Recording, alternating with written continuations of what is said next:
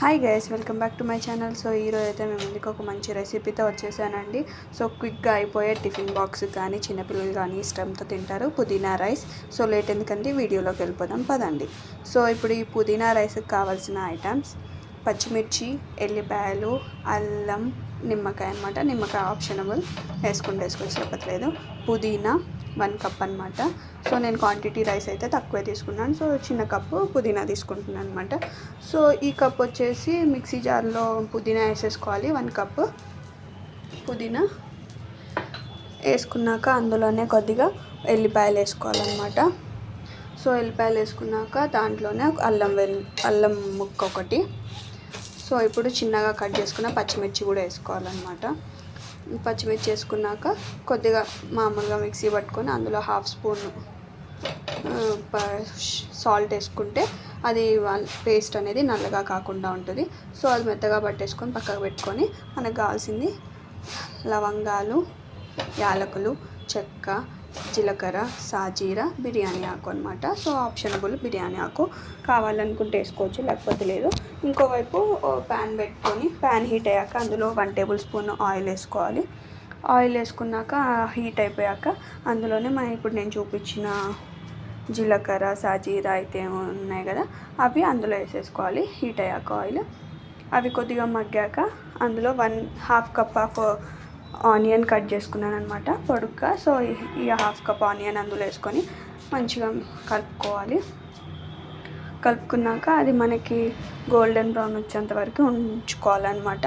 So అది కొద్దిగా golden brown లాగా అనిపించాక అందులోనే మనం పేస్ట్ పట్టుకున్నాం కదా పుదీనాది, ఆ పేస్ట్ అనేది అందులో వేసేసుకొని మంచిగా మిక్స్ చేసేసుకోవాలి. మిక్స్ చేసుకున్నాక అది కొద్దిసేపు అలా మూత పెట్టుకొని ఉంచాలన్నమాట. సో మూత పెట్టుకుంటే మనకు ఆయిల్ అనేది పైకి తేలుతుంది, పుదీనా మంచిగా అయిపోతుంది అనమాట. ఆయిల్ పైకి తేలినంతసేపు ఉంచుకోవాలి. చాలా టేస్టీగా యమ్మీగా ఉంటుంది. చిన్నపిల్లలు అయితే ఇష్టంగా తింటారండి, అస్సలు వదలకుండా తింటారు. సో చూస్తున్నారు కదండి, వీడియోలో చూసినట్టుగా అలా మూత పెట్టేసుకోవాలి. ఒక 5 మినిట్స్ అలా అయ్యాక దాన్ని మూత తీసేసి మళ్ళీ ఒకసారి చూసుకోవాలన్నమాట. సో చూసుకున్నాక నేను ఇందాక మిక్సీ పట్టుకునేటప్పుడు ఒక 1/2 స్పూన్ వరకు వేసుకున్నాను అనమాట. సో ఇప్పుడు కూడా ఒక 1/2 స్పూన్ అలా వేసుకోవచ్చు, మనకి రుచికి సరిపడా అనమాట.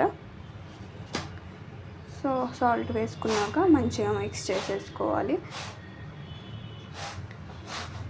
ఆయిల్ చూస్తున్నారు కదా, ఆయిల్ అయితే మంచిగా పైకి తేలుతుందన్నమాట.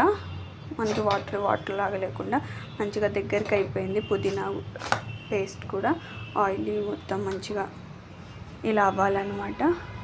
ఇలా అయ్యాక మంచిగా కలుపుకొని అందులోనే మనం ఉడికించుకున్న రైస్, నేనైతే నార్మల్ రైసే తీసుకుంటున్నానండి, మన ఇష్టం బిర్యానీ రైస్ కూడా తీసుకోవచ్చు. సో నేనైతే నార్మల్ రైస్ తీసుకున్నా. ఆ రైస్ అనేది మన పుదీనా పేస్ట్ అయింది కదా, ఇందులోనే ఆ రైస్ వేసేసుకొని మంచిగా మిక్స్ అయ్యేంత వరకు మంచిగా కలుపుకోవాలన్నమాట. ఇలా కలుపుకుంటే మనకి పుదీనా రైస్ అయితే మంచిగా రెడీ అయిపోతుంది. చూస్తున్నారు కదండి ఎంత బాగుందో. సో టేస్టీగా ఉంటుంది, చిన్నపిల్లలు అయితే ఇష్టంగా తింటారు. సో ట్రై చేయడం మాత్రం మర్చిపోకండి. ట్రై చేసి ఎలా ఉందో కామెంట్లో కామెంట్ చేయండి. ఇంక ఇందులో మన ఇష్టం అండి, నిమ్మకాయ పిండుకుంటే పిండుకోవచ్చు లేకపోతే లేదు. సో వీడియోని మాత్రం లాస్ట్ వరకు చూసి లైక్, షేర్, సబ్స్క్రైబ్ చేయండి. సబ్స్క్రైబ్ చేసుకోవడం మాత్రం మర్చిపోవట్లేదు, లాస్ట్ వరకు కూడా చూడట్లేదు, స్కిప్ చేసేస్తున్నారు.